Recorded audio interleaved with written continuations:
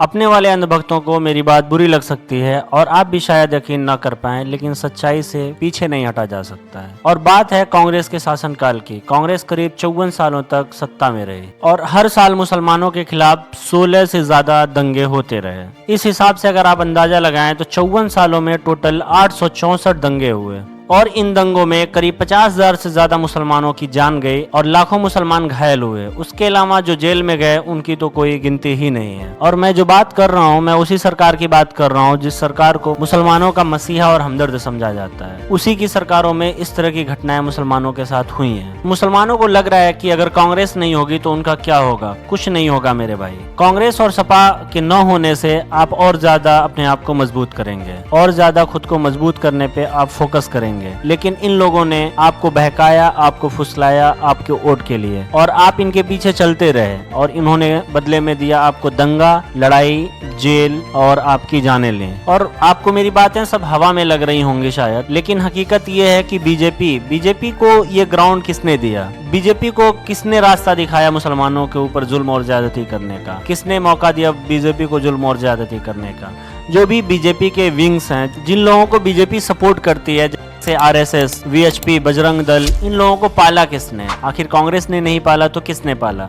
54 सालों तक सरकार किसकी रही? कौन अपनी गोद में खिलाता रहा और इनको पालता रहा? अगर ये ना पालते तो शायद ये लोग न होते और आज वो जुल्म नहीं हो रहा होता। आपको लगता है कि नहीं बीजेपी जुल्म कर रही है? नहीं, मैं नहीं मानता कि बीजेपी जुल्म कर रही है। बीजेपी जुल्म नहीं कर रही है। ये कांग्रेस सरकार के बोए हुए बीज हैं जो आज मुसलमानों पे जुल्म कर रहे हैं। पहले भी कांग्रेस जुल्म करती आ रही थी और आज भी अपने बोए हुए बीजों से जुल्म करवा रही है। बीजेपी क्यों ना आपको परेशान करे? आखिर बीजेपी इसी पर वोट लेती है। बीजेपी के वोट बैंक यही चाहते हैं कि मुसलमानों को टाइट किया जाए, अब्दुल को टाइट रखा जाए, तो अब्दुल टाइट रहेगा तभी तो बीजेपी जीतेगी। और आपको लगता है कि नहीं बीजेपी आपके लिए काम नहीं कर रही है। क्यों आपके लिए काम करेगी? जिसके ऊपर आप भरोसा करते हैं, जिसके ऊपर आप 54 सालों से भरोसा करते हुए आ रहे हैं, जिसके ऊपर आप सब कुछ अपना लुटाते आ रहे हैं, जिसके ऊपर आप अपने पावरफुल वोट को लुटाते आ रहे हैं, वो जब आपका इस्तेमाल करता है और आपके साथ दंगा करवाता है और आपको जेलों में डालता है, आपके हक की बात नहीं करता, आपके ऊपर जुल्म होता है उस पर बात नहीं करता, तो बीजेपी क्यों आपके लिए बात करेगी? नहीं करेगी और करना भी नहीं चाहिए, क्योंकि जिसको आप वोट देते हैं आप उसी से उम्मीद लगाइए, बीजेपी से नहीं। और रही बात अपनी क़यादत की, 80 साल होने वाले हैं इस देश को आजाद हुए और आज तक मुसलमानों ने अपना क़यादत नहीं ढूंढा। आपने किसी अपने पर भरोसा नहीं किया, आपने कभी किसी अपने को आगे नहीं बढ़ाया और आप उन्हीं के ऊपर भरोसा करते रहे जो पलट कर आपके ऊपर वार करते रहे। तो जब तक आप उनके ऊपर से भरोसा करना छोड़ेंगे नहीं और आप अपनी क़यादत को मजबूत नहीं करेंगे, आप अपने लोगों को मजबूत नहीं करेंगे, आप अपने लोगों को आगे नहीं बढ़ाएंगे, तब तक आपके साथ ये जुल्म और ज्यादती होती रहेगी, चाहे वो बीजेपी हो या कांग्रेस हो। मैं तो ये मानता हूँ कि बीजेपी के होने से आपको फायदा ही है, क्योंकि बीजेपी आपको दिखा रही है कि आप कितने कमजोर हो चुके हैं, कितने पस्त हो चुके हैं। कांग्रेस ने आपके साथ किया क्या है,